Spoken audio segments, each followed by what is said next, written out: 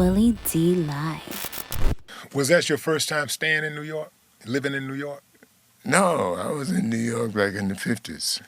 The 50s. But you were born in Bourbon, Mississippi, though, right? Right. And then you were raised in Gary, Yeah, Indiana. Indiana. From 3 years old till I left, went to the military. Right. Okay. It was Gary. You went to the military and you were what? What branch? Air Force. I was in the Air Force. What'd you do? Crash rescue. Crash rescue. Mm-hmm. Ah. That's Yeah. dangerous. so yeah, you didn't pick, because crash rescue. Hell, you can find yourself needing to be rescued.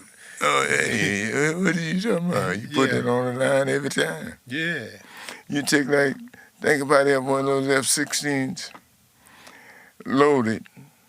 When I say loaded, full of all the weapons and everything. Mm-hmm. Picture one of those come in on the emergency. Mm.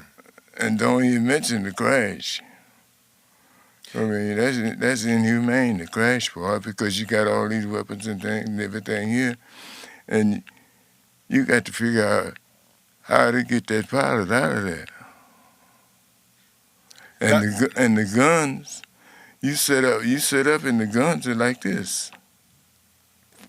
So you got a line here where you got to go through to get to the pilot, say the wing or wherever they with the co-pilot in the bucket seat, we used to call it. Mm-hmm. But you got to set up properly on that in order to go in there, because those things start going off when they heat up. Yeah. Now is this World War II or Vietnam War? No, this was. Well, which one was it? Korean conflict. War. The Korean conflict. Okay, yeah. Mm-hmm. Yeah. And it's real strategic, You have to be on top of what you're doing. And the way we would practice, and every day we would practice. And we'd go like they had a pit, say big as this lot.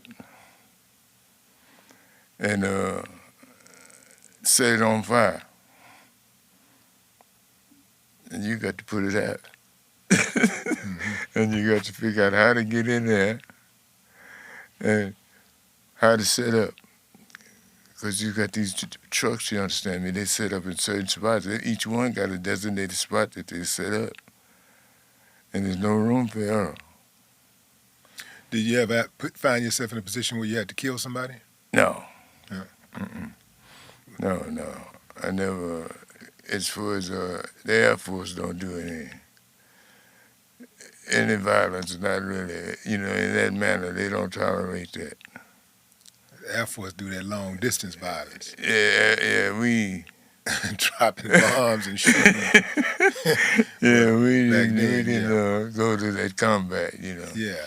And we used to tease the soldiers, Sometimes we'd be in different TDY, different places, And we used to tease them. They'd be sleeping in the area, and we'd be sleeping in the bunks in the hotel and things. We used to mess with them, But that's just the way it was. But it was just a thing between the guys, It wasn't nothing really serious, because everybody knew what their responsibilities were and what they had to do and what they must do. How were you treated when you came back to the U.S.? Did you feel like your sacrifices that you made were worth it? Did you feel like it was appreciated when you came back? Well, I don't have no qualms. If I had to do it all over again, I'd do it. Okay. Because I enjoyed every moment of it. And it put me in a position where I had a comparison. I could compare the different forms of services. See, the Air Force is very strategic, and there's certain things, certain ways. And the Army, Marines, Navy, they all, you understand me, have their certain rules and regulations, but they operate as one. Mm-hmm. And that's what's so amazing about it. It operates as one. And that's why I guess they say military. I guess that's where the word came from, I guess. I don't know. When you got back to the States, where'd you find employment? Say that again. Where did you find employment when you got back to the States after the war? Well, I went back to school. Okay. When I got out, I went to school, and the military was taking care, you know. And you went to school and my former lodging that I needed. You went to school for what? Government. Yeah. Yeah, that was my major government. But it was an experience because I got out at about I think 27 years old, and from that point to this point, it's been basically my decisions doing things that. Like the music, I learned, how to handle the business side of it. As a matter of fact, I remember when you was one of the ghetto boys. Well, yeah, I guess for all intended purposes, I guess I'm still a member. I've never quite renounced my membership or denounced my membership. And you familiar with the business, the bumps and grinds, and it's just. What people don't really realize, what the average person doesn't realize, it's not what you know, it's who you know. Because who you know can open doors for what you know. Never heard it put like that. But think about it. Yeah. Yeah, it makes a lot of sense. How did you get into the entertainment industry? Messing with Johnny. I was stationed at the Ellerton Air Force Base out there, and he was living here in Houston and playing locally around these different places, him and Albert Collins, and Buddy Hayes, and Joe Henn. I used to take Joe Henn on tour. You remember Joe Henn? Hello There? What's the song? Well, Hello There. Well, hello, I know the song. Yeah. Joe Henn. Okay. And Don Rover basically adopted me as his godson. He said, I'm going to make you my godson, saying you better come to this office every day at 9 o'clock. And just for those of you who are wondering who is Don Roby, one of the baddest brothers. Well, he owned Duke, Backbeat, and Peacock Records. Yeah. One of the baddest brothers who ever walked the planet. This was a man's man. Yeah. And he was Bobby Bland, B.B. King, stuff like that in Houston, and Big Mama Thornton. Yeah, did promotions and on you the name record label. He had, other words, he had all the black artists across the country. Most of them, because he had all the labels, and they had the label in Chicago. I forget the name of that guy.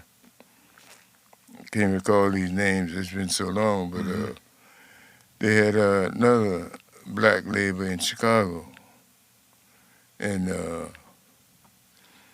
they, Are you talking about Chess Records? Chess. Yeah. That's it, Chess Records. Yeah. And then came Bruce Igalaw with Alligator. Mm-hmm. See, those are the two that even handle, all the black artists really, other than the other majors, but they was totally, we playing the blues, they didn't. You know how that go. Mm-hmm. And, it was an experience, and I was curious about everything. I wanted to know something about this, and Robert really, he opened the doors for me, he believed in me. He covered my back. Did you ever see Roby get active? What do you mean when you say active? Like make contact with somebody who violated, You know, like, because I heard a lot of stories. I'm talking about all kinds of stories of Don Roby checking people who got out of pocket. And he would also check artists. You know, they would say it's one artist, I can't remember the name, but they were like, he didn't want to go on stage or something like that. And Don was like, you're going to get your ass out there. Or they going to, there's something else going to happen. But see, you think like a lot of artists during that era, they, you know, they didn't know. They just didn't know. And you check like in business, ignorance is no excuse. And it's just that simple. You know, you invest, at that time, $20,000, $30,000 was a lot of money back in the 50s. But if you invest these dollars, I want results. That's the only reason you invest, to garner results. And if I make my investment and take time of my time, that should be worth something. Now, some of the people, you know, they didn't have no discretion about it. They just taking advantage of the guys because they was ignorant and had talent.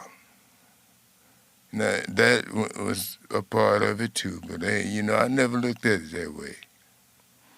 I looked at it, you know, if I could benefit from it, I dealt with it. But years ago, the market was totally different, and there's a lot of things that you really don't discuss that took place, and you was entertainer at one time. You know exactly what I'm saying. And anybody that ever been in the entertainment business realize that, hey, it's who you know, not what you know. And you be fortunate enough to get a good leader, and you got good and bad in every walk of life.